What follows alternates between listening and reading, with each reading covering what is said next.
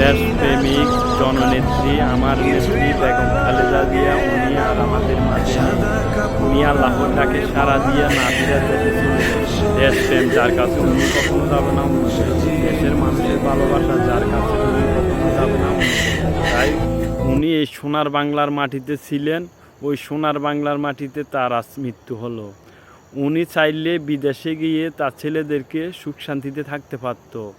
উনি শহীদ জিয়ার আদর্শ বুকে ধারণ করে ওই সোনার বাংলার মাটিতে সোনার মানুষদেরকে নিয়ে উনি বাঁচতে চাইছিল। বিশেষ করে আরেকটা কথা, তারেক জিয়া দেশে আসছে আর তার মা নাভিরার দেশে আল্লাহর ডাকে সাড়া দিয়ে চলে গেলেন। আহা কি কষ্ট! আমার নেত্রীর জন্য অনেকে কান্না করতেছে, আর তার ছেলে অনেক বছর পর তার মাকে কাছে পেয়ে একটু মায়ের কথা শুনতে পারল না।